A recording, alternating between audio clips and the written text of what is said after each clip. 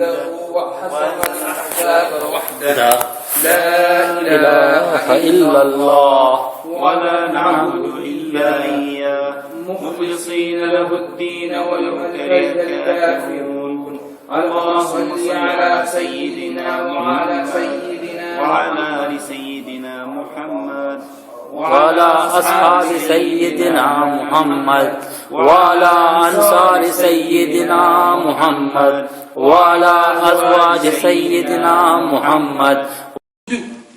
The thing about the Khalifa is that he will respond to Allah subhanahu wa ta'ala. Whatever he does, whatever bad he does, whatever good he does, he will respond to Allah subhanahu wa ta'ala. On the day of judgment, when everybody is standing in front of Allah subhanahu wa ta'ala, Allah subhanahu wa ta'ala will ask everyone, لِمَنَ الْمُلْكُ الْيَوْمِ, to whom does the kingdom belong today? And no one will have the audacity to ask Allah subhanahu wa ta'ala or answer him. And so Allah will answer himself. He will say, لِلَّهِ وَحَدِ الْقَهَرِ, that he will be the one.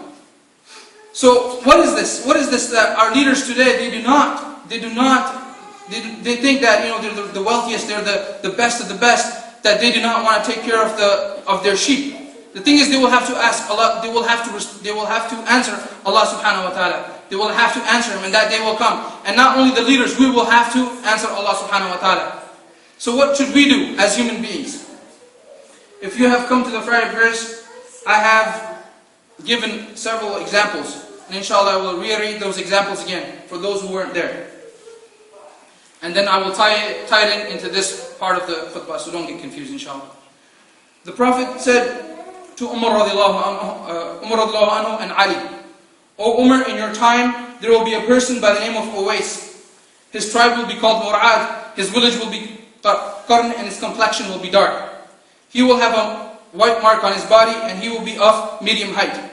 When you meet this man, O Umar and Ali, go to him and ask for him to make dua for you. And Ali and Umar were surprised. He said, but Prophet Muhammad he is not a Sahaba. He has not even met him. How can that be that we ask him for dua? Our dua should be stronger than his. And the Prophet Muhammad said, Uwais, he respects his mother.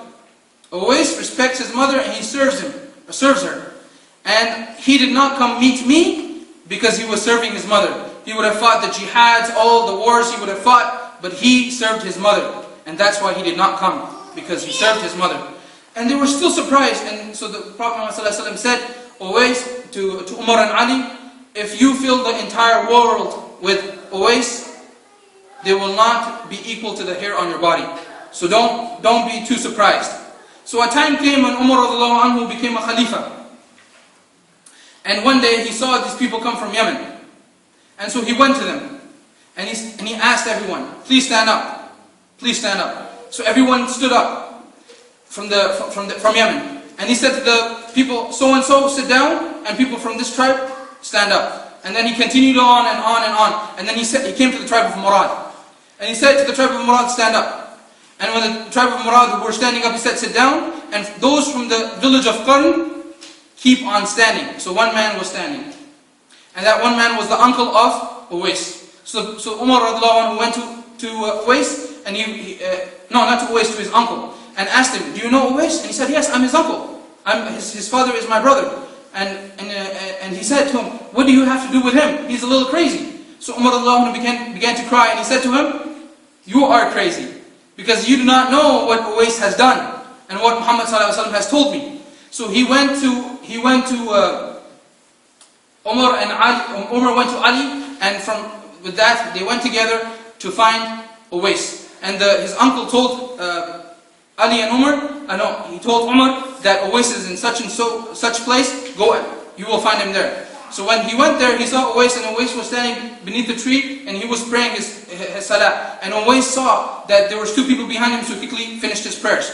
And so the Prophet Muhammad Umar radiallahu anhu asked him, who are you? And he said, I'm just a worker. And so he said, no, tell me who you are. He's like, I'm just a slave of Allah. He's trying to be funny a little. And then he says, what do you have to do with me? Why such a big interview? And Ali said, this is Umar ibn Khattab. He's the Khalifa. And so Uwais he shook. He's like, oh, I'm sorry. And he says, I'm Ali ibn Talib.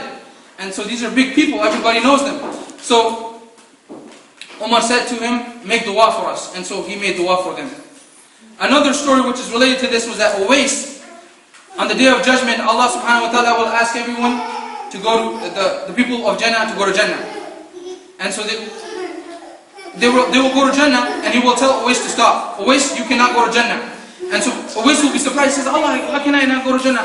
So Allah will say, Uwais, you make dua for all these people who are standing beside me right here on this line, make dua for them. If you make dua for them, thousands of people will go to Jannah because of your dua.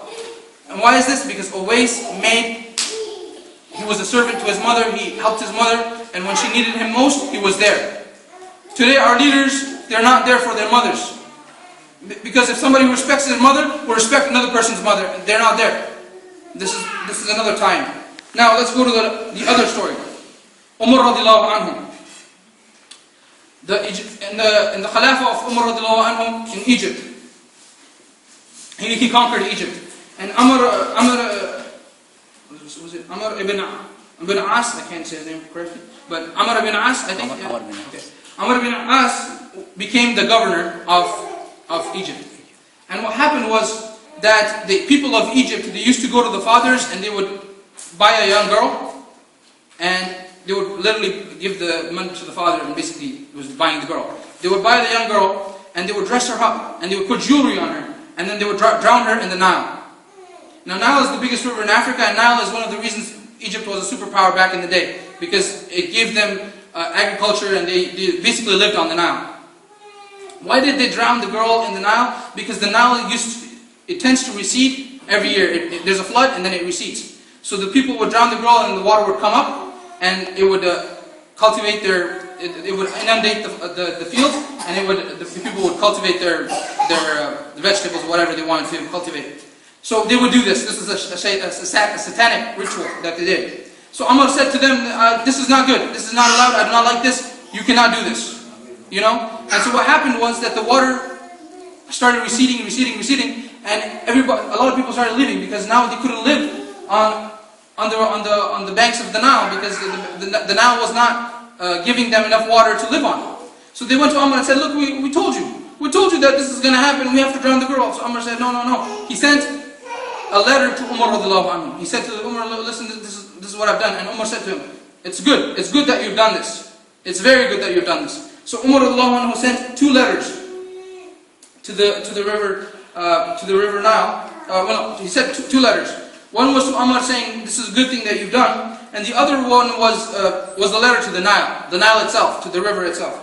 And the letter said, Umar said in the letter, من عبد الله أمير المؤمنين عمر ibn al-Khattab إلى نيل أهل مصر. From the servant of Allah, the Amir of the believers, Umar ibn al-Khattab, to the Nile of the people of Egypt. إن كنت تجري بأمرك ومن قبلك فلا تجري فلا حاجة لنا فيك. If you are running of your own accord, then stop running, because we don't need you anymore. He said to the river, if you are running of your own accord, we don't need you. Because if you're running according to Allah, then we will need you. But if you're running because you're running because you want to run, then we don't need you. And then he said, وَإِن كُنْتَ تَجْرِي بِأَمْرِ اللَّهِ وَاللَّهُ هُوَ الَّذِي يُجْرِي فَنَسْأَلُ اللَّهَ عَزَّ وَجَلَّ أَنْ يُجْرِيكَ. And if you are running, because Allah Azza Jal is the one making you run and flow, so we ask Allah to make you flow. So Umar put the letter in the river, and in a day it was 16 feet high. The river got so high. So the power of Umar was, he wrote a letter and the river shook. And why did Umar have that power? Who gave him that power? Allah gave him that power. But why did Allah give Umar that power? Allah gave Umar that power because Umar was a great leader. He took care of his people. We know that story when late at night he was walking in the neighborhood and he heard some screams. And he went to the lady and she did not know. She said, look, Umar, the Khalifa is not helping us. So Umar went, he bought the food, he bought the grains, he went and he fed the people. He cooked for them and he fed the women and her children. This was the leader. We don't see this today.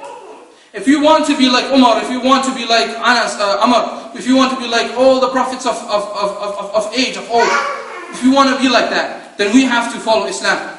We have to follow Ramadan, not just Ramadan. Let's not be Ramadan Muslims. Let's be Muslims forever. Forever and until the day we die, let us be Muslims. Let us be Muslims. Let me give you another, and inshallah I will end this khutbah. Let me give you another example. Malik radiallahu anhu was ambushed by a thief and was about to kill him. And so Malik radiallahu anhu said, Ya Arhamur Rahimin. And he said that 3 times. And the thief was about to kill him and he said that 3 times. And then suddenly a horse appeared. And the horse came and he killed he killed the thief. And when he killed the thief fell and he lit on fire. So Malika asked the horseman, he said, where have you come from? Who are you? I've never seen this before. Thank you for helping me. And so Malika said, when you said, Ya Arhamur Rahimin, the 7 doors of hell, the 7 doors of heaven, they rattled, they shook. And then Allah subhanahu wa ta'ala asked, who will help my servant? Who will help my servant on earth? And so when you said, Ya Arhamur Rahimin, the 2nd time, I stood up and I said, I will help him. And then the 3rd time when you said, Ya Arhamur Rahimin, I was on earth and I killed him. This was the strength of his dua. We make so many du'as. All the Muslims today, we make du'as. We stand in Hajj, we make du'as. Billions of Muslims around the world, and our du'as are of no good. We ask for du'a, nothing happens. Why does nothing happen? Why does nothing happen? Because wallahi, our hearts are cold, are hard. We do not pray. When time for prayer comes, we like to play PlayStation, oh, there's a game going on, some nice drama on the TV. Wallahi, brothers, you will die. There's nothing left on this planet. You'll die and you will face the wrath of Allah subhanahu wa ta'ala. Let's not face the wrath of Allah. He has made us, He knows. He's given us a manual. He knows what we want, what our likes are, what's good for us. And so inshallah, if we follow the right path, if we pray 5 times a day, inshallah, Allah will help us. If we do Ramadan, Allah will help us. If we stop doing haram, Allah will help us, inshallah. Because in Ramadan, people were drinking, committing zina, killing.